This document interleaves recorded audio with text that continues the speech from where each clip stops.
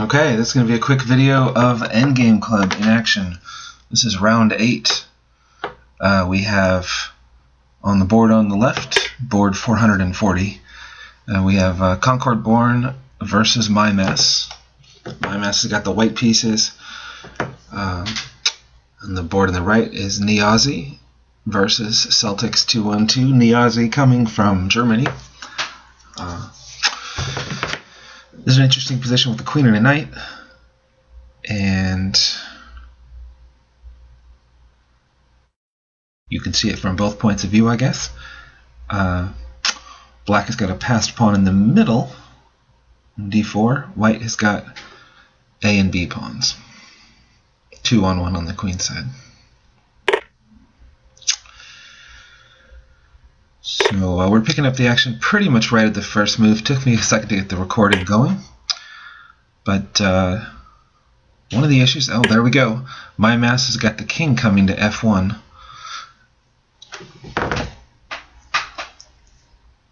Possibly an issue of king position. It depends on what you trade, though. If you trade the knights, it's going to be a very tricky game. If you trade the queens, which we might see over here on the other board, then definitely a game for kings to get into the game, and the king position is going to be critical. So we'll see if we see perhaps a queen trade on the other board.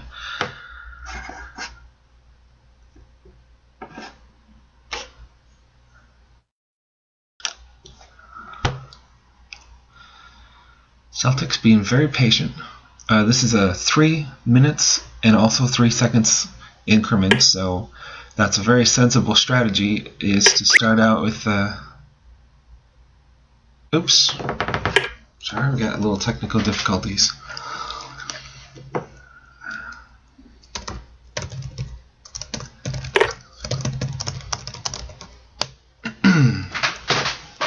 So we're going to be broadcasting on one board and making some repairs on the right board. We have a little dasher bug. You're not really supposed to play in Endgame Club with dasher, but that's okay. Very exciting queen and pawn endgame went over here. I will let you watch that while I fix this up.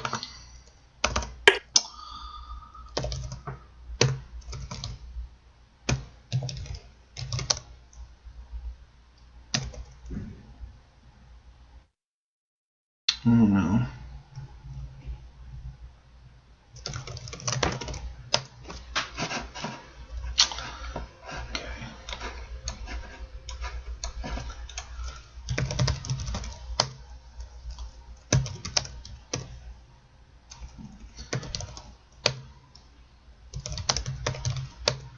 There we go, sorry about that.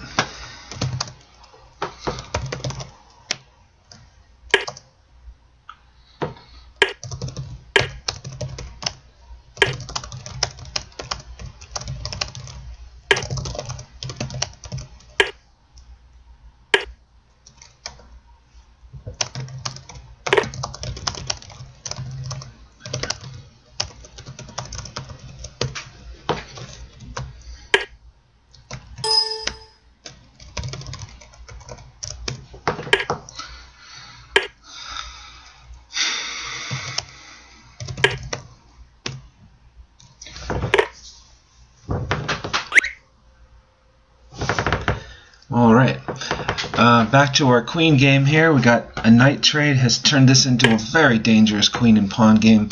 In a game you don't want to be trying to play with only a minute on the clock and 3 seconds, but of course that's the kind of thing that we do here at Endgame Club, as we toughen people up. Oh, this is starting to turn into a perpetual.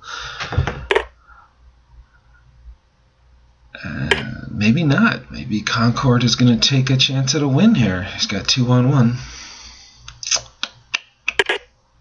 He has nailed that queen down. This is going to be very tough. 2-on-1, straight up.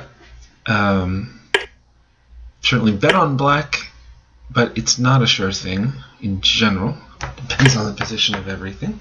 Interesting fact, 3-on-2, better winning chances, and 4-on-3, even better. Again, assuming that they're all on the same side of the board and things. Let's touch in with our other board here. There we go. They have started the game successfully. And we made this artificial King G1 to get things going, and then King G7 is Black's first move.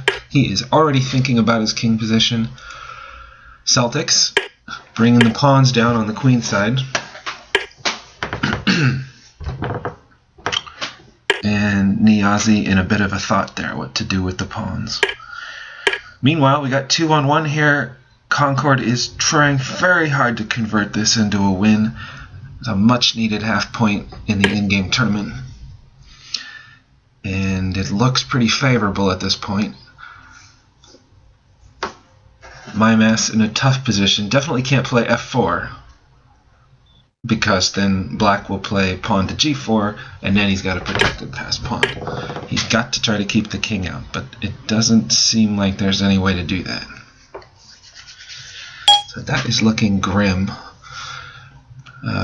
We'll keep an eye on that. Mymas trying to triangulate, though. That's very good. Oh, and there's the f4 pawn. That is going to seriously cut down on his king moves.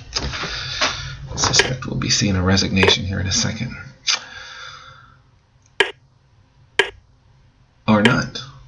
Okay, well, they're going to play that out, but we'll switch over here to our other board. White has penetrated to queen b7, and he's putting a challenge out there. Do you want to trade queens? Are you sure you want to trade queens? Because I'm ready to play that game. Again, Black, as you see, has the passed d pawn. White has 2-on-1, though, far away over on the queen side.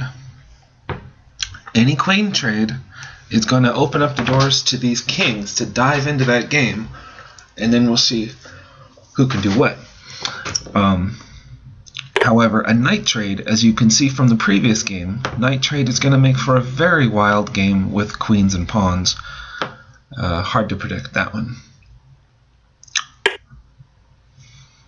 Looks like White has actually captured a pawn. Wow. I would think queen b6 here would be a good move, or queen b7. Just protect the b3 pawn, and this could be a nice upset for Celtics.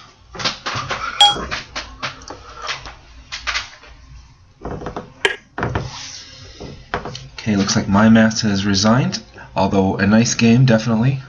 Good game over there on that board. And let me get everybody over here.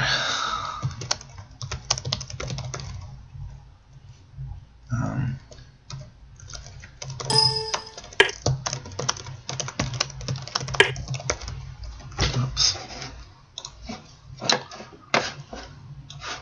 There we go.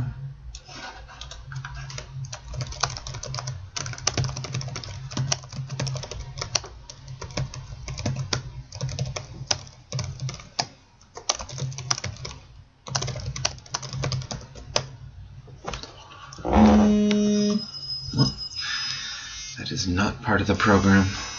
We'll call that person back.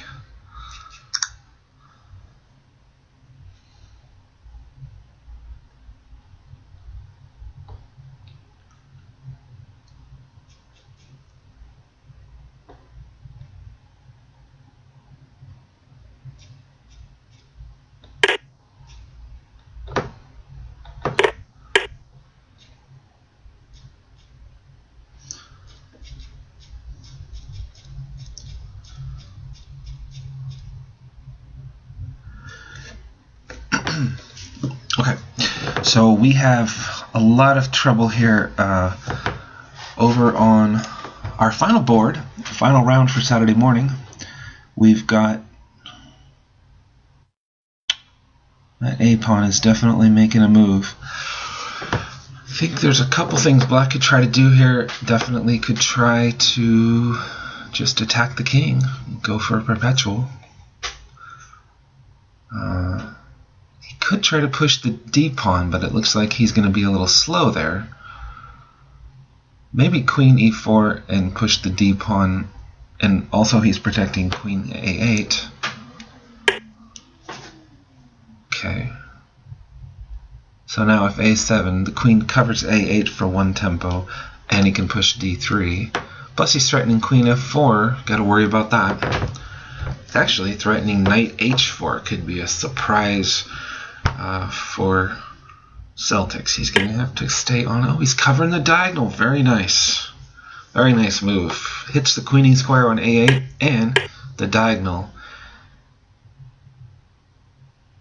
Although the Aussie may just push that pawn right up forward, and we'll see. Oh, this could be tricky.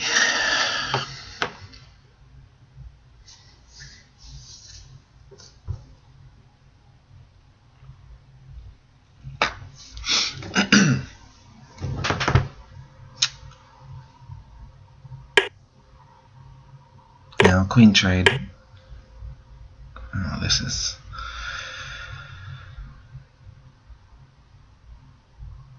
You can't lose the b pawn, it would seem like.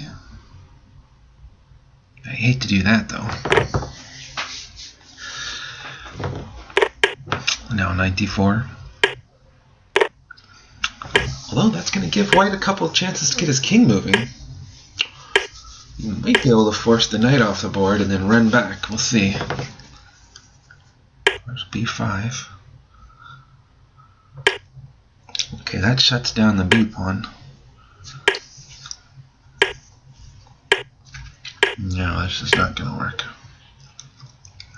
Black's king will protect the knight. The knight will sack.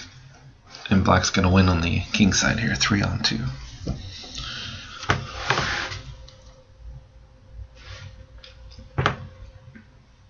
Once Black king gets over there to protect the knight, that should do it. So this is just going to be a knight sack. That's that.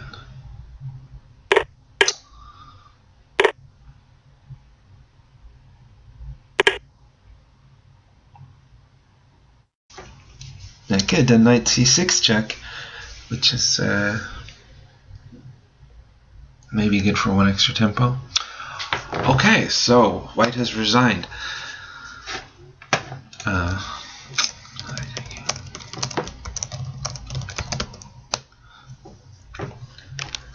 Nice game.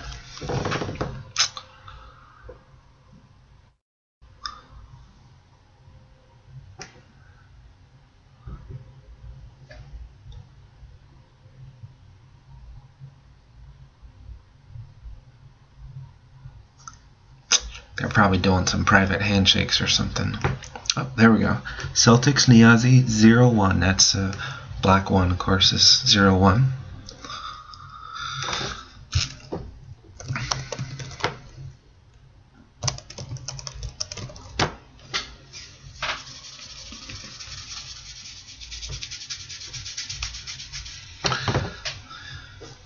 And this over here is our Endgame channel. Actually, this fills up the whole screen. This is the classic way to handle your Endgame Club, by the way, is you want your channel in one window and you want your chess in the other window. And of course, when you're playing in the tournaments, you don't want to be watching other people's games. You want to just focus on your own game. In fact, it's not even correct to watch other people's games because, of course, they're playing the same game as you, so that would not be right. So, there's a couple of sample games from Endgame Club, and thanks for watching.